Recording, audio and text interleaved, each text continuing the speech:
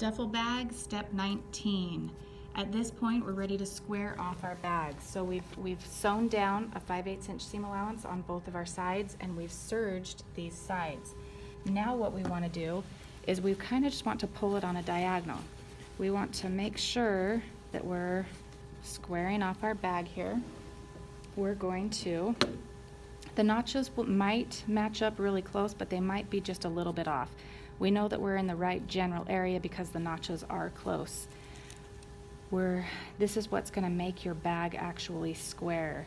You just want to make sure that you're kind of lining up these edges. If it's okay if it's a little bit off, that will all be caught in your seam allowance. We just want to make sure that we're kind of lining up the center of your side seam with about where the center of your zipper is at. We're going to pin this stuff into place, and then we want to do the bottom portion of the bag here. Once again, we kind of want to line up those seam allowances, whichever direction you took it at the top of the bag. Make sure you're taking it at the bottom of the bag. So we're going to pin those seam allowances into place, and we're just going to work our way across with the pins, lining up these edges along the bottom. What you do to one side, you're going to do to the other. So we've got these two sides pinned.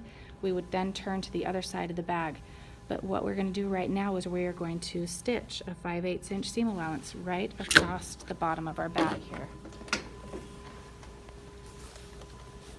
Using that 5/8 inch seam allowance, we're going to sew a couple stitches, back stitch a couple stitches, and we're going to work our way across the bottom of our bag, sewing right over the bottom of those seams. Back stitch when you start and stop. Now it's a good idea to kind of just double check both sides, because you'll notice I didn't line it up perfectly right there, but I still have it within my seam, so I'm not going to have any holes in the bottom of my bag. Now I want to sew across the top of my bag. Once again, using that 5/8 inch seam allowance.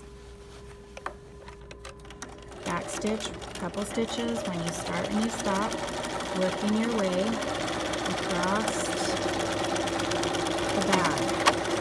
You're sewing through a lot of layers as you approach that zipper, so just kind of be mindful of that as you're working your way across.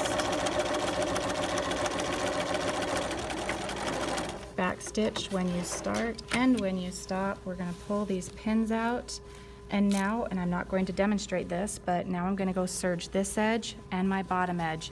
What you do to one side, do to the other.